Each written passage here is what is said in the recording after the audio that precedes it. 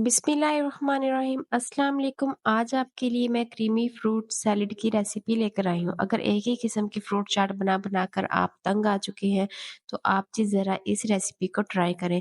बहुत ही ज़्यादा मज़े की लगती है। आप अपनी इफ्तारी में बनाएं, घर में कोई दावत हो तो ज़रूर ट्राई कीजिएगा। बच्चे बड़े सभी बहुत ज़्यादा शौक से खाते हैं। तो चलिए जी हम बनाना स्टार्ट कर लेते हैं बिना टाइम वेस्ट किए। 1 पैकेट ये मैंने मिल्क पैक क्रीम का लिया है। अगर आप ज़्यादा क्वांटिटी में बना रहे हैं तो 2 ले लीजिएगा।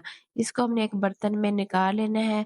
उसके बाद हमने आधा कप के करीब इसमें डाल देनी है मेयोनीज़। बहुत ही ज़बरदस्त इससे फ्लेवर आता है। 1 पैकेट हमने क्रीम ली है, आधा कप मेयोनीज़।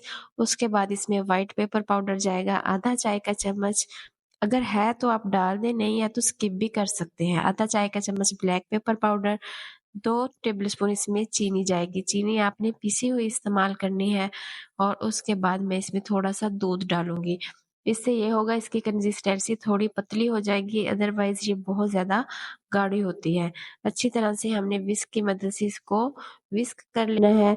पहले हम फ्रूट सैलेड का सॉस तैयार कर लेते हैं। अगर हमने फ्रूट्स पहले काट लिए तो वो काले हो जाएँगे, इसलिए मैंने इसकी सॉस तैयार की है। आप भी जब बनाएँ तो पहले सॉस तैयार कर लें।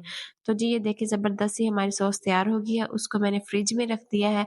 2 मैंने सेब लिए हैं जिनको मैंने क्यूब्स में काट लिया है, 2 ही मैंने अमरूद लिए हैं। फ्रूट जो आपके पास अवेलेबल है आप वही डाल लीजिएगा। 6 मैंने केले लिए हैं, इस तरह से स्लाइस में काट लिया है। अंगूर लिए हैं, ये बड़े साइज़ के हैं तो इनको भी मैं दरमियान में से इस तरह काट लूँगी, ये हम डाल देंगे। और उसके बाद जी अनार लिया है, ये हम इसमें डाल देंगे। फ्रूट आप अपनी चॉइस के मुताबिक ले सकते हैं। किशमिश है, ये हम डाल देंगे, अच्छी तरह से वॉश कर लीजिएगा ये। और उसके बाद बादाम है जिनका मैंने छिलका उतार लिया है और बारीक काट लिए हैं। ये खजूर है, इसके हमने सीड्स निकाल दिए हैं और इनको भी इस तरह से लंबाई में काट लिया है। उसके बाद हम ये सॉस जो तैयार की थी ये डालकर अच्छी तरह से हमने इसको मिक्स कर लेना है। तो आपने इस रेसिपी को ज़रूर ट्राई करना है और अगर आपने मेरे चैनल को सब्सक्राइब नहीं किया तो चैनल को ज़रूर सब्सक्राइब करें, वीडियो को लाइक करें, शेयर करें फ्रेंड्स और फैमिली के साथ। कमेंट में अपना फीडबैक लाज़मी दिया करें। तो इसको हमने इस तरह से अच्छी तरह से बिल्कुल हल्के हाथों से मिक्स करना है। आप इस रेसिपी को ईद पे भी ट्राई कीजिएगा और रमज़ान शरीफ में भी इफ्तार पार्टीज़ में लाज़मी बनाएँ।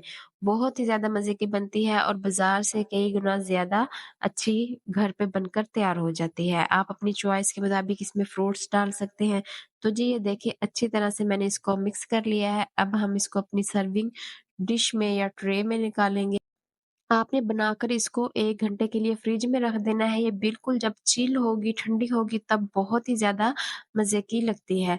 तो जी ये इसके ऊपर अब मैं ड्राई नट्स जो है वो डाल दूँगी जिसमें मैंने पिस्ता, काजू, अखरोट लिए थे और उसके बाद इस तरह से हमने थोड़े से अनार बचा लिए थे, वो हम इसके ऊपर स्प्रिंकल कर देंगे। तो जी ये देखिए ज़बरदस्त सी हमारी क्रीमी फ्रूट सैलेड बनकर तैयार है और वीडियो अच्छी लगी है तो वीडियो को लाइक कर दें, शेयर कर दें, कमेंट में लाज़मी बताएँ आपको मेरी रेसिपीज़ कैसी लगती हैं।